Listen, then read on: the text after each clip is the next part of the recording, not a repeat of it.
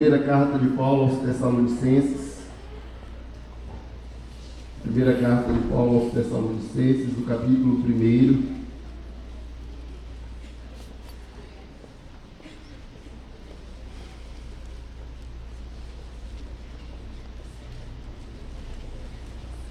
Vamos desde o versículo 2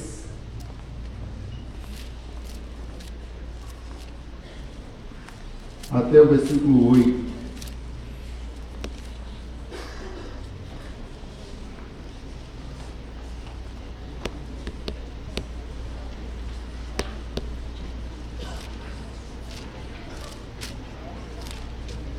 Amém? Eu vou ler um versículo e os irmãos leiam o seguinte, até o versículo 8.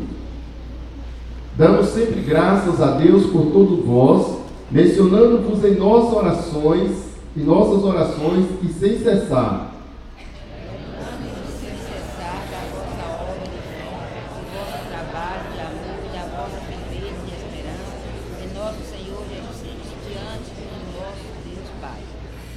Reconhecendo, irmãos amados de Deus, a vossa eleição. O nosso Evangelho não foi a vós somente em palavras, mas também em poder do Espírito Santo e em plena condição, com isso aperfeiçoamos entre vós por amor de vós. Com efeito, vos tornastes imitadores nossos e do Senhor, tendo recebido a palavra, posto em que meio de muita tribulação, com a alegria do Espírito Santo.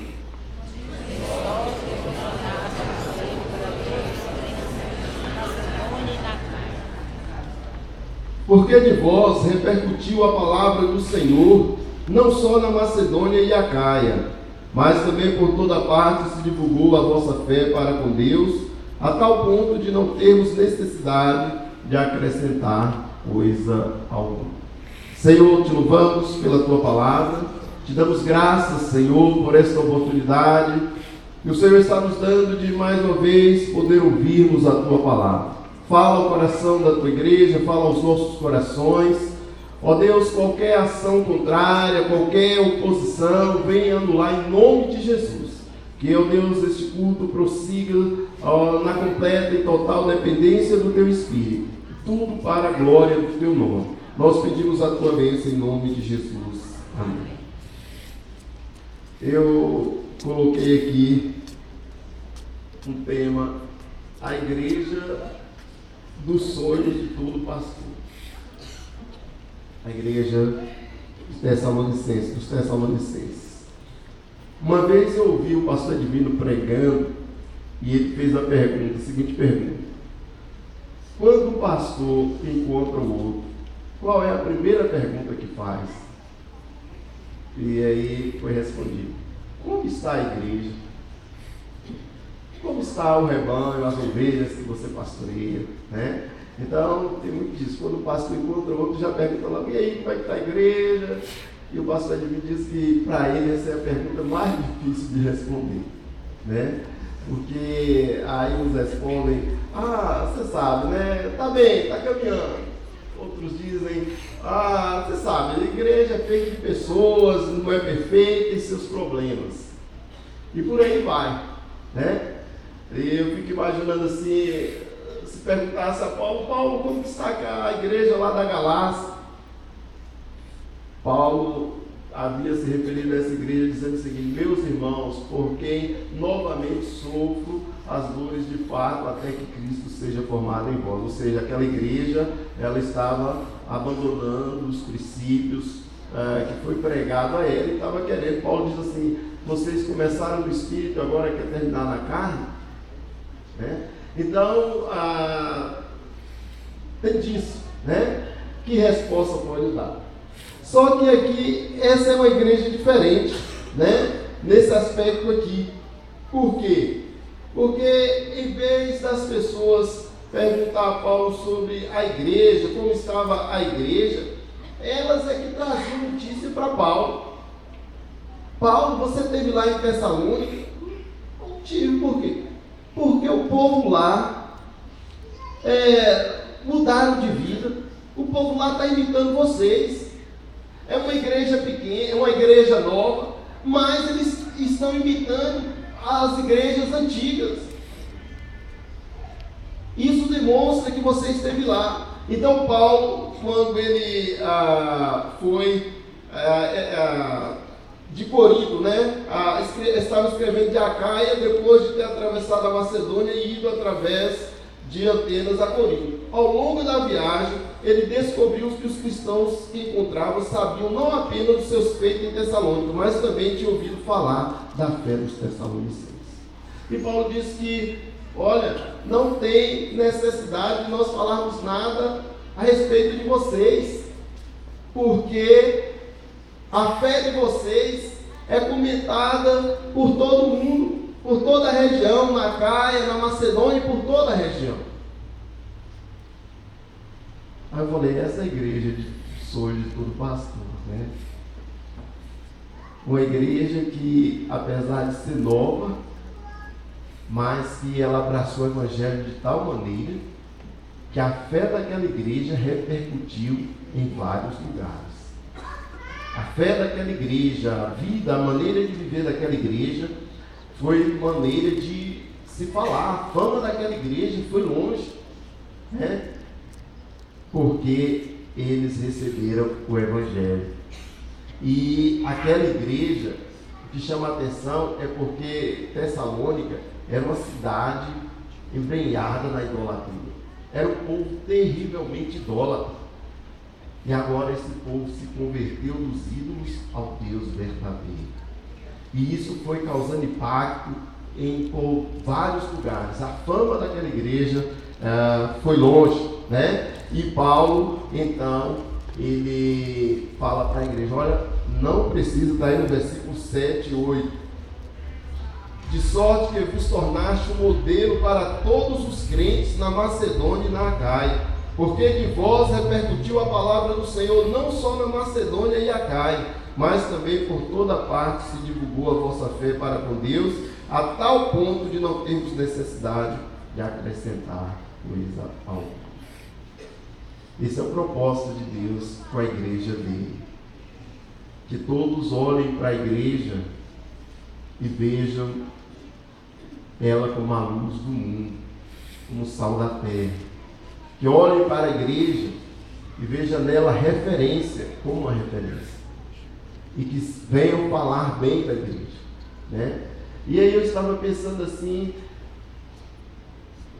será que eu tenho me preocupado com o que as pessoas dizem de mim a meu respeito?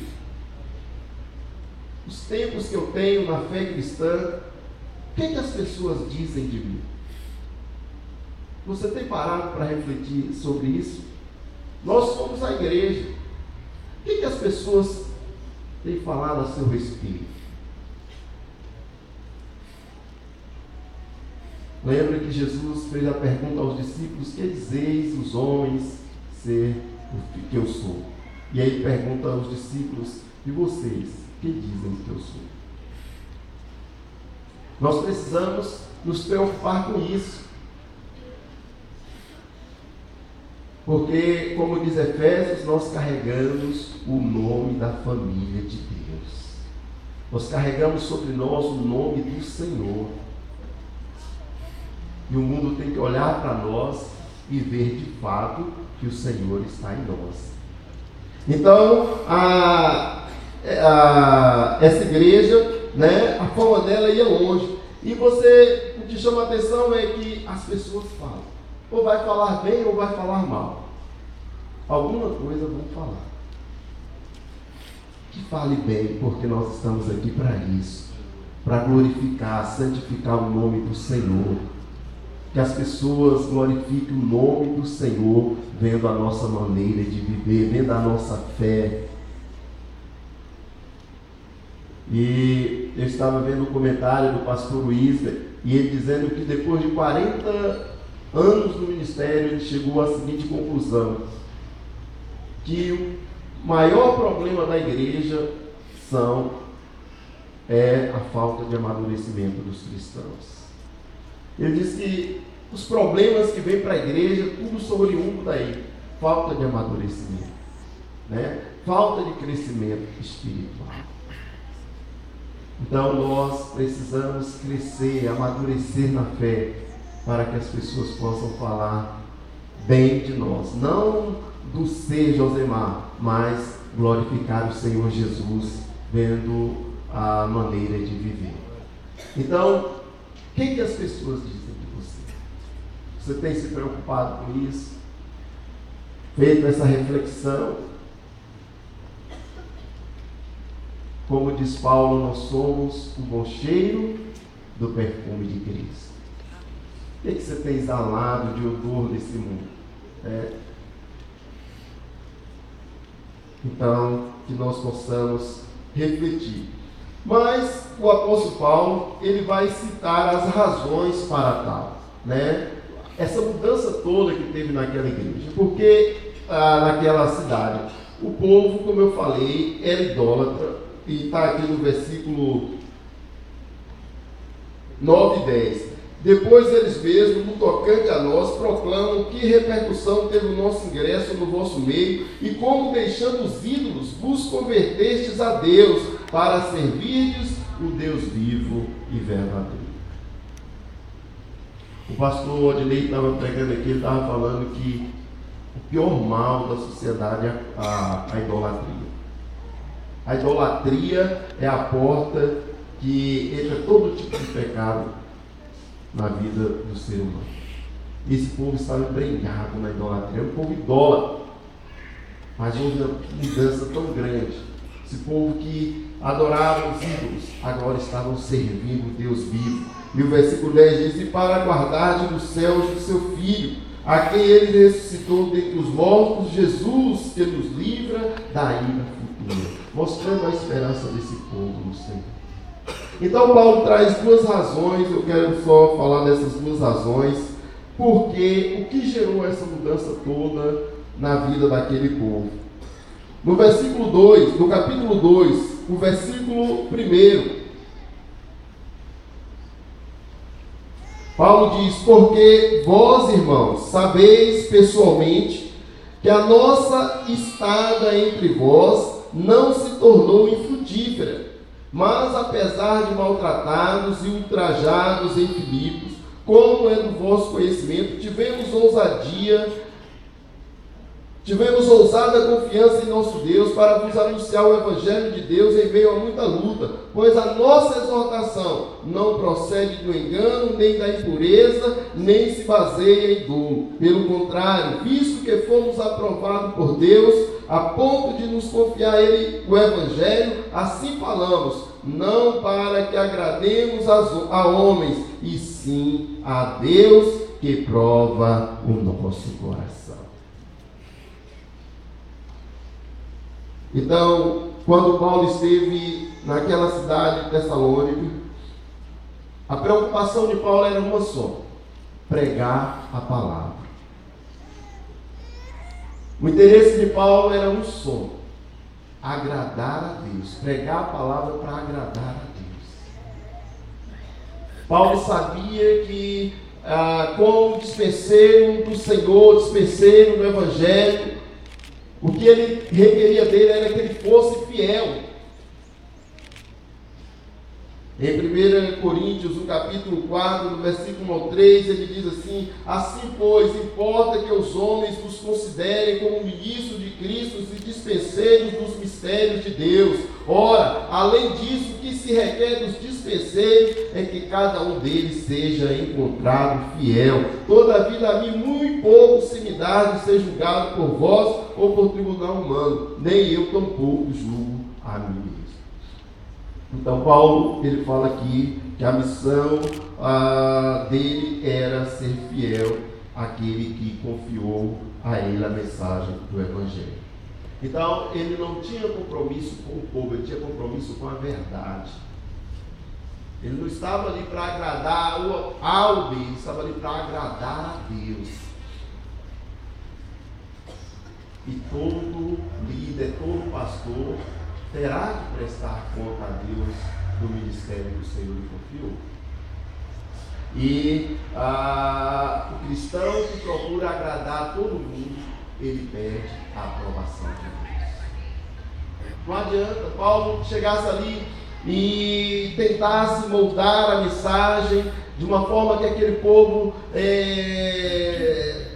gostasse de acordo que, de forma que aquele povo se sentisse bem, para agradar aquele povo, ele ia perder a aprovação de Deus. Então, cada pastor, cada pregador tem uma missão diante de Deus: ser fiel na pregação do Evangelho. O que Deus requer do dispenseiro é que seja fiel. Que seja fiel. E como eu coloquei, cada pastor terá que prestar conta a Deus pelo rebanho a ele confiar. O que Deus irá cobrar de cada pastor é a responsabilidade com a palavra dele, a fidelidade ao Evangelho. Às vezes eu fico olhando assim, nós como pastores, nós temos uma tendência de nos envolver em coisas que não é o que o Senhor quer de nós. O que o Senhor quer de nós é que nós sejamos fiel na pregação da palavra. Que a igreja goste, que a igreja não goste, mas o que Deus quer é que pregue a palavra. E aí eu estava lembrando quando eu estava em Belo Horizonte, né? A igreja já com uns 23 anos, e já tinha acontecido 2 divisões, e uma igreja de 23 anos, que ninguém conhecia no bairro, a igreja vazia, os cultos de terça-feira, eu falava, meu Deus do céu. E aí o povo falava para mim, essa igreja quando começou tinha 300 membros. Eu falava, não acredito. E aí eu ficava doido, né?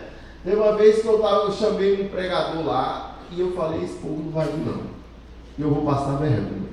E eu fiquei no passeio, passa um, e eu quase pegando o povo pela mão para botar dentro da igreja. E eu naquela coisa toda, pensava que não, passou uma turma de evangélicos, e eu, vem cá, vai ter um... Aí ele falou, pastor, eu sou daquela igreja na frente. Eu falei, nossa, que vergonha. Eu sentei lá no meu canto, fiquei quietinho, eu falei, mas Deus, como o Senhor me deixa passar por uma dessas? Deus, não, você está fazendo o que não é seu trabalho não é encher a igreja não, seu trabalho é pregar o Evangelho. Quem enche a igreja é o Senhor, né? Às vezes a gente quer fazer um papel que não é nosso, e a gente pode falhar com aquilo que realmente é a nossa responsabilidade, né? Deus me ensinou muito ali, né? Tinha dia que o culto, eu não tinha ninguém, e eu ficava igual o técnico da Argentina, São Paulo, ó, meu Deus do céu, esse povo não vai vir não, meu Deus do céu, eu olhava para a porta, aí quando eu olhava que ia entrando uma família, só faltava pular dentro da igreja, oh, glória a Deus, chegou uma família. Aí me veio na mente assim, tu vai morrer, não vai aguentar essa pressão não. Falei, sabe de uma coisa? Eu não estou aqui para encher a igreja não, eu vou fazer meu papel de pregar o Evangelho, quem quiser ouvir que venha. E eu tenho aprendido muito com o pastor Adnei. O pastor Adnei, você não vê ele reclamando de igreja cheia, de igreja vazia. Você não vê ele falando, reclamando de nada, porque ele sabe qual é o papel dele. O papel dele é pregar a palavra, ensinar a verdade, é ser fiel à palavra. Se o povo quiser ouvir, tudo bem, se não quiser, fazer o quê? Jesus diz, quem tem ouvido, ouça a palavra de Deus. E Jesus diz, quem é de Deus, ouve a palavra de Deus. Então eu não posso estar forçando quem não quer ouvir, porque eu vou tentar fazer uma coisa que não é minha, e aí eu vou estar me sobrecarregando e saindo do meu propósito. Então o nosso objetivo é pregar a palavra, ser fiel, como diz Paulo, que requer do dispenseiro que ele seja fiel. E Paulo, ele tinha convicção disso. E em Atos, o capítulo 20, vamos ler o versículo 26 e diante. Paulo, ele vai protestar com os presbíteros de Éfeso. Ele ficou ali 3 anos. E quando ele sai, despedindo do povo, o povo começou a chorar. Ele disse para aquele povo o seguinte: portanto, no dia de hoje, vos protesto que estou limpo do sangue de todos. 27. Porque não me esquivei de vos anunciar todo o conselho de Deus. Paulo está falando para os presbíteros de Éfeso: olha, agora é com vocês. As minhas mãos estão limpas do sangue de vocês, porque eu não me esquivei de vos anunciar todo o conselho de Deus. O versículo 28. Cuidai, pois, de vós mesmos, de todo o rebanho sobre o qual o Espírito Santo vos constituiu bispos, para apacentardes a igreja de Deus que ele adquiriu com seu próprio sangue. Seguinte: e sei que depois da minha partida entrarão no meio de vós lobos cruéis, que não pouparão o rebanho. A melhor maneira de você, da igreja, não comer as alfarrobas do diabo é ser alimentada da palavra de Deus. Oi, Jesus. Então Paulo tinha essa convicção: o meu papel, o meu ministério é pregar a palavra de Deus. Isso eu fiz, eu ensinei todo o desígnio da palavra do Senhor. E você, como igreja, o que é que você quer ouvir? O que é que você espera do seu pastor? Porque às vezes é uma pressão sobre o pastor, que se o pastor não tiver seguro, certo de qual é o ministério dele, ele começa a ceder. Tem muitas igrejas que querem que o pastor se vira no 30. Não, nos 30 não, o pastor tem o ministério dele, o pastor foi chamado por Deus para pregar a palavra de Deus, para ser fiel acima de tudo ao Senhor.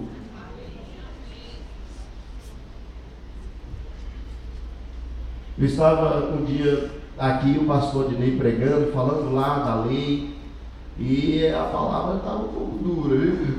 Como diz aí, né? Um pouco. E ele falou assim: olha, eu não posso fazer nada. Quem não quiser, a porta está aberta.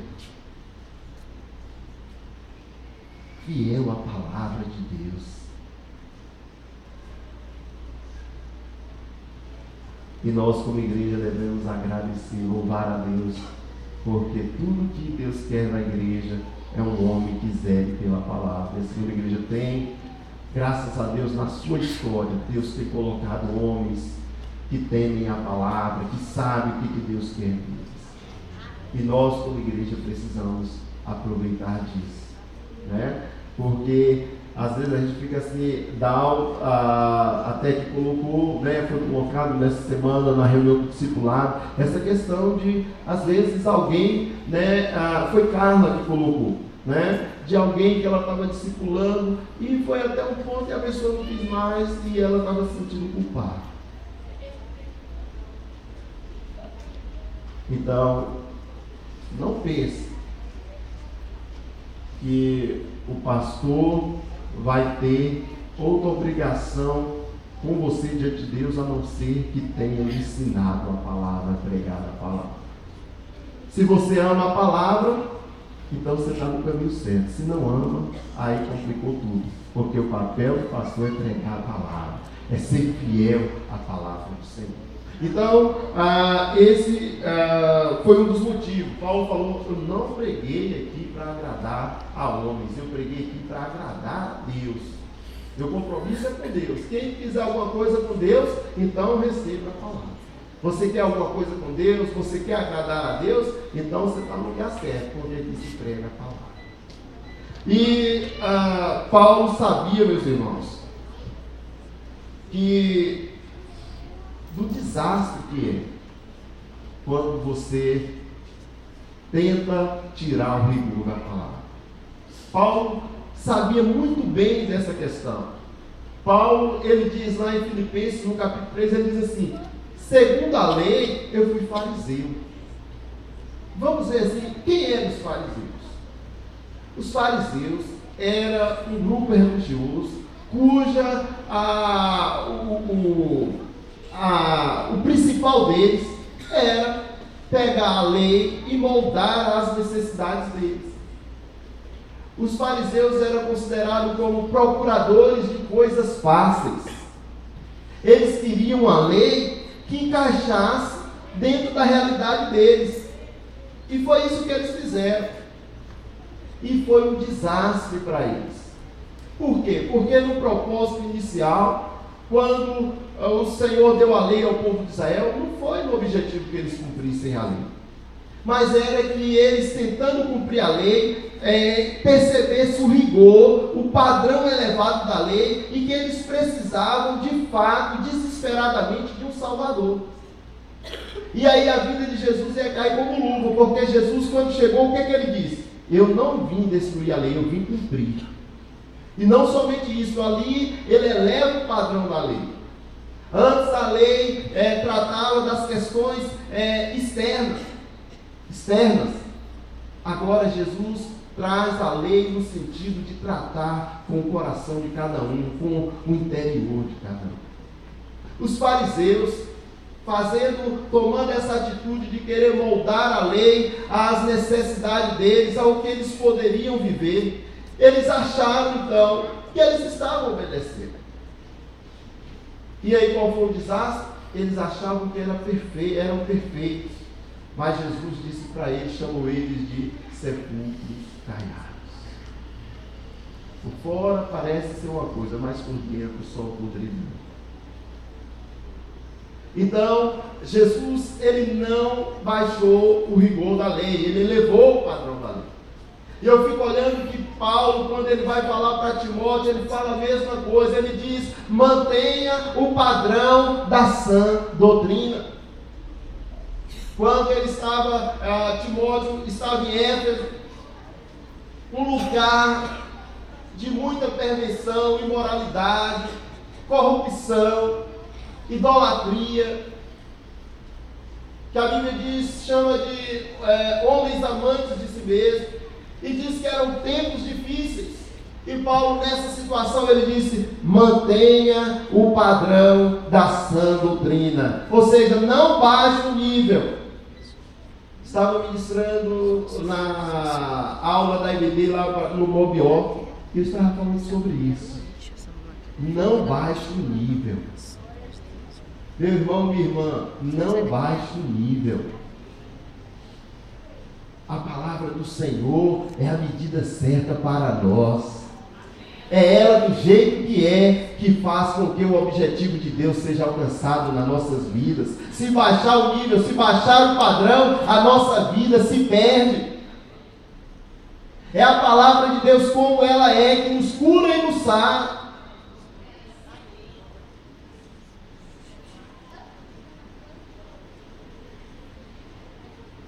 Se você quer uma palavra prazível, uma palavra que não dói, você também pode saber o seguinte, você não vai ter cura. Uma palavra que não dói, ela também não cura. No Sermão do Monte, quando Jesus eleva o padrão, a intenção ali era confrontar as pessoas. A palavra de Deus, antes de qualquer coisa, ela vai nos confrontar. O pecado entrou nas nossas vidas e degenerou o homem. E só a palavra de Deus pode regenerar, pode transformar, pode tirar o homem dessa situação pecaminosa. Por isso que Paulo não baixou o padrão, Paulo não diminuiu o rigor da palavra, e porque ele sabia que ele estava ali para agradar a Deus. E o que agrada a Deus são vidas transformadas. Não tem nada mais que agrada a Deus do que a transformação do ser humano. O salmista, no capítulo 37, versículo 4, ele diz, deleita-te no Senhor, e Ele satisfará os desejos do teu coração. Ali a promessa não é para quem quer coisas materiais, não. Ali é para quem quer mais de Deus na sua vida. Romanos capítulo 8, versículos 27 e 28, o apóstolo Paulo vai deixar bem claro, inspirado pelo Espírito Santo, qual é o propósito de Deus para nós aqui nessa vida.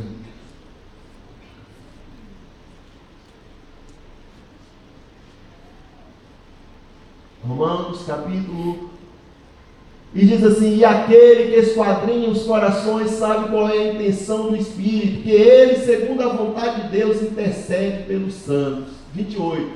E sabemos que todas as coisas concorrem para o bem daqueles que amam a Deus, daqueles que são chamados segundo o seu propósito. Na reunião do discipulado, Dal estava falando sobre isso. Todas as coisas contribuem para esse propósito. E qual é esse propósito? Versículo 29.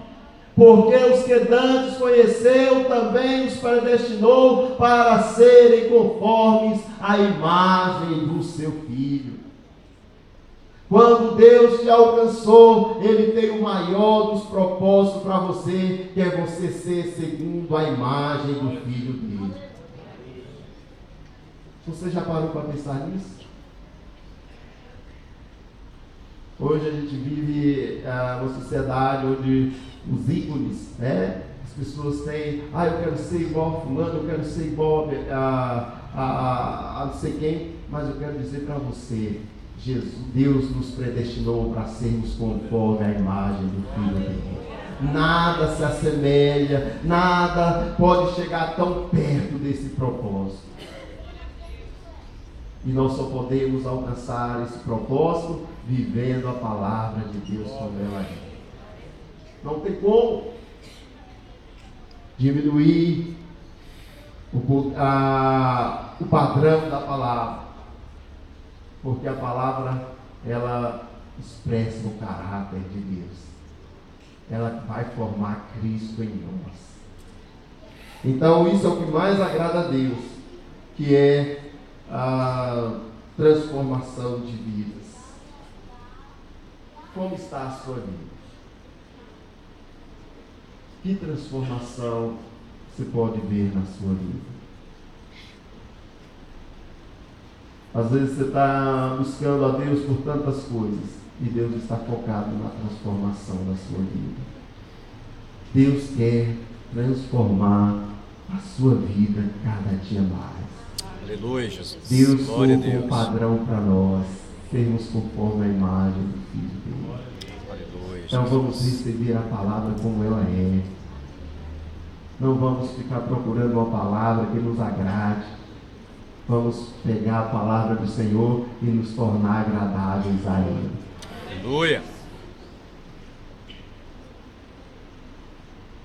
Uma outra razão que Paulo deu para que o povo, para que aquela situação, aquela transformação toda ocorresse, está aí no versículo 13. Primeiro, Paulo fala: nós pregamos a palavra não para agradar a homens, mas para agradar a Deus. Nós não buscamos a glória de vocês, nós estamos aqui para glorificar o nome do Senhor. O versículo 13 do capítulo 2 diz: porque os que, vamos ver aí, 1 Tessalonicenses, o capítulo 2, o versículo 13. Por isso nós também, sem cessar, damos graças a Deus, porquanto vós, havendo recebido a palavra de Deus que de nós ouvistes, a recebeste como palavra, não recebeste como palavra de homens, mas segundo ela é na verdade, como a palavra de Deus, a qual também opera em vós que credes. Paulo pregou lá em Tessalônica, não para agradar aos homens, e aquele povo recebeu a palavra, não como palavra de homens, mas como palavra de Deus. E isso foi o que fez, que gerou toda a transformação. Então nós precisamos entender o seguinte: o cristianismo, como um segmento de grande sociedade universal, tem o seu código de ética, que é a Bíblia Sagrada. Precisamos saber qual a importância da Bíblia para nós. A Bíblia, ela é inspirada e, portanto, impõe sua autoridade específica sobre os cristãos e a igreja. Significa que ela é a fonte final da revelação de Deus. Como inspirada, a Bíblia, a palavra de Deus, ela impõe autoridade sobre os cristãos, sobre a igreja. Qual é o papel nosso? Obedecer às autoridades, não é? Paulo vai falar, né? Então a palavra de Deus, ela é autoridade sobre as nossas vidas. Isso quer dizer que as nossas vidas têm que estar submissas à palavra de Deus, sujeita à palavra de Deus, porque não é palavra de homem, mas é palavra de Deus, inspirada por Deus. E em 2 Timóteo capítulo 13, capítulo 3, versículo 16, vamos ver aí. Toda a escritura é divinamente inspirada e proveitosa para ensinar, para repreender, para corrigir, para instruir em justiça. Aquela igreja recebeu a palavra, não como palavra de homens, mas como palavra. E isso foi a causa de toda mudança e transformação. Como você tem recebido as palavras, as mensagens, as ministrações que têm sido feitas? Como palavra de homem ou como palavra de Deus? Se é como palavra de Deus, a sua vida tem que estar sujeita a ela, porque ela é inspirada, ela impõe autoridade sobre os cristãos e a igreja.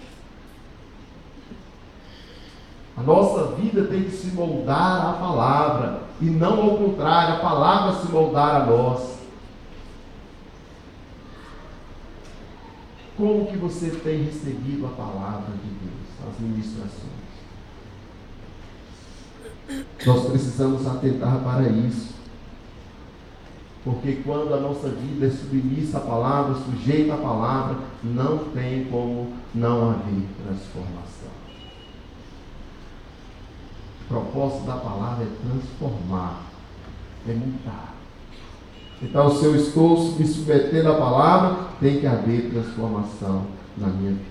Olha, irmãos, isso é muito sério, né? Às vezes a gente pode cair no erro de começar a olhar para a palavra. A gente já viu muito naquela época, né? Parece que acabou mais, das caixinhas de promessa. Cada um tem sua caixinha de promessa, vai lá e pega um versículo e lê. Eu ficava interessado que eu olhava minha irmã, deixa eu pegar, e pegava, não, esse aqui não. Tá bom. Aí pegava outro, mais ou menos. Às vezes a gente vai para a palavra, a gente fica ó de página, deixa eu ver meu versículo predileto. Irmãos, toda palavra é divinamente inspirada, toda, não é só uma parte. E eu me apanhei, e primeiramente foi uma transformação, ou um toque do Senhor na minha vida. Sabe o que estava acontecendo? Quando o pastor me pediu para pregar, eu estava meditando sobre Hebreus, capítulo 8 e 9. E eu estava meditando. Aí chegou uma hora, já passando alguns momentos, eu falei, não, esse texto aqui não está bom não. Aí eu voltei para Tiago, uma mensagem que eu já tinha mais ou menos pronto. Aí ele estava, eu falei, vai ser essa. Eu pensei que não, não, essa não está boa não. Aí eu falei, vou lá para Tessalonicenses. Aí comecei a preparar a mensagem. 2 horas depois, essa palavra não está boa não. Eu falei, Deus, vai chegar a hora de pregar e eu estou pulando de um canto para outro. E aí me veio à mente, quem é você para dizer que esse texto não está bom? Quem é você para dizer que essa palavra não é suficiente? Quem somos nós para dizer que a palavra do Senhor não é suficiente? Toda a escritura é divinamente inspirada e proveitosa para ensinar, para repreender, para corrigir, para instruir em justiça. Não fique procurando aquilo que te agrada, não. Conta-se de um teólogo liberal. E tem muitos liberais que eles falam assim, não, isso é palavra de Deus, isso não é. E ele começou com a tesoura. Tudo que ele via, achava na Bíblia que não era palavra de Deus, ele cortava, retalhou a Bíblia toda. Um dia a mãe dele estava à beira da morte, chamou ele para ler um texto. E ele começou, procura um texto, procura e não achar. Quando ele foi ver, ele tinha cortado toda a palavra. Nós precisamos tomar cuidado. Há uma tendência nossa para isso. Por isso que Paulo aqui chama a atenção, vocês receberam a palavra como palavra de Deus e não de homem. Então, a palavra do Senhor para nós nessa noite é: a palavra dele não é palavra de homem, é dele. O apóstolo Pedro, na sua primeira carta, na sua segunda carta, capítulo 1, versículo 20 e 21, vamos encerrar.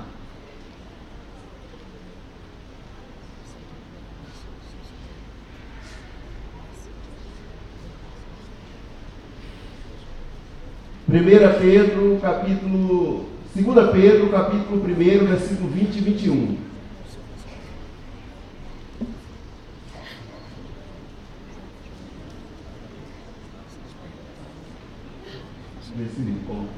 Porquanto, se depois de terem escapado, deixa eu ver aqui, 2 Pedro, capítulo 1, versículo 20 e 21. Sabendo primeiramente isso, que nenhuma profecia da Escritura é de particular interpretação, porque a profecia nunca foi produzida por vontade dos homens, mas os homens da parte de Deus falaram, movidos pelo Espírito Santo. Aleluia. Irmãos, a Bíblia é a palavra de Deus. Aleluia, Jesus. Você está de posse de uma arma poderosa. Se as pessoas não têm notado mudança, transformação na sua vida, receba a Bíblia como a palavra de Deus e vai fazer essa transformação, vai chegar. Porque é impossível nos submetermos à palavra e não acontecer transformação nas nossas vidas. A palavra de Deus transforma. Eu estava lendo lá em Hebreus, capítulo 11, o versículo 3 diz que pela fé nós entendemos que Deus, os mundos foram criados pela palavra de Deus, de modo que o visível não foi feito daquilo que se vê. Ou seja, Deus não tinha uma matéria-prima, algo de onde Ele criou o universo. Ele criou do nada. E Ele criou pela palavra dele. Ele dizia, haja luz, e houve luz, porque a palavra do Senhor é poderosa. O que Deus, quando Deus dá a palavra, tem que acontecer de acordo com a palavra dele, não importa o que seja. Ainda que não exista, mas se Deus dá a palavra, vai passar a existir, porque a palavra é poderosa, a palavra do Senhor.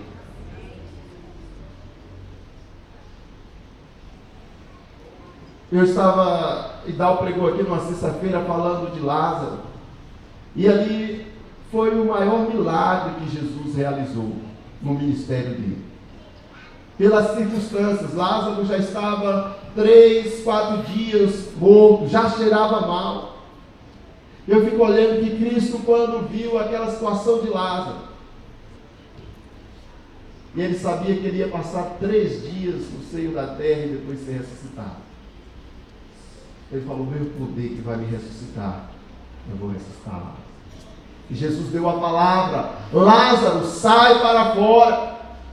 E a Bíblia diz que Lázaro saiu para fora, porque aconteceu conforme a palavra de Jesus. Irmãos, essa palavra é Cristo, que dentro das nossas vidas vai trazer transformação, vai trazer mudança, vai trazer libertação. Não há sistema de pecado que essa palavra não possa romper. Não há cadeias ou prisão que ela não venha quebrar, arrebentar. Tessalônica era um povo mergulhado na idolatria, mas quando a palavra de Deus chegou ali, houve mudança, houve transformação. A palavra de Deus nas nossas vidas pode estar do jeito que for, com o pecado que for, ela vai mudar, ela vai transformar. Então abraça a palavra de Deus, receba a palavra como palavra de Deus, e você vai ver o resultado na sua vida. Eu gostaria de convidar a igreja a se colocar de pé. E pense nisso. Você está numa igreja que leva a sério a palavra, que prioriza a palavra, né? Nós temos uma EBD para a glória de Deus forte, uma EBD, né, que trabalha, temos um pastor que leva a sério a palavra, né? Eu fico olhando assim, o pastor ele não perde a oportunidade de pregar a palavra. mas isso é responsabilidade para mim e para você. Se é a palavra de Deus, e as nossas vidas, como é que estão? Então, a responsabilidade do pastor com Deus é ser fiel como dispenseiro do Evangelho. E cabe a nós receber a palavra como palavra de Deus em nome de Jesus. Senhor, nós te damos graças, nós te louvamos pela tua palavra ministrada nesta noite. Te louvamos, Senhor, porque a tua palavra é a verdade que liberta. Como disse o Senhor Jesus, nem só de pão viverá o homem, mas de toda palavra que sai da boca de Deus. Senhor, nós te louvamos porque tu colocaste diante de nós um banquete farto, Senhor. Um banquete que nada pode, Senhor, ó Deus, acabar. Nós temos nas nossas mãos a tua palavra. Não é a palavra de homens, não. É a tua palavra, inspirada pelo teu Espírito. Nos ajuda a valorizar, nos ajuda a nos colocar diante da tua palavra com temor, com reverência, sabendo que a tua palavra, por ser inspirada, ela impõe autoridade sobre as nossas vidas, e nós tudo que temos é nos moldar a tua palavra, nos submeter, nos sujeitar a ela. Que nós, como igreja do Senhor, possamos cada dia mais, Senhor, abraçar e receber a tua palavra, e que aconteça conosco como aconteceu em Tessalônica, que as pessoas falem de nós, Senhor, que a nossa fama possa estar bem longe, não uma fama que nos exalte, mas uma fama que glorifique o teu nome, que se diga, Senhor, por mais longe que for, ó Deus, há um povo que está, ó Deus, vivendo para a glória do teu nome. Que nós possamos, a tua igreja aqui na cidade de Itapetinga, possa abraçar a tua palavra de tal maneira que essa cidade venha se tornar pequena pelo impacto do Evangelho na vida da tua igreja. Que a tua igreja, Senhor, venha viver uma vida curada, sarada, e o Senhor entender que o Senhor já colocou tudo à disposição para esse propósito. Glória a Deus. Tu nos deste a palavra, tu nos deste o Espírito Santo. Nós temos o Espírito Santo e a palavra, que é tudo que nós precisamos para mudar as nossas vidas. Aleluia, obrigado, Jesus. Senhor. Nós te damos graças em nome de Jesus. Amém. Amém, Jesus.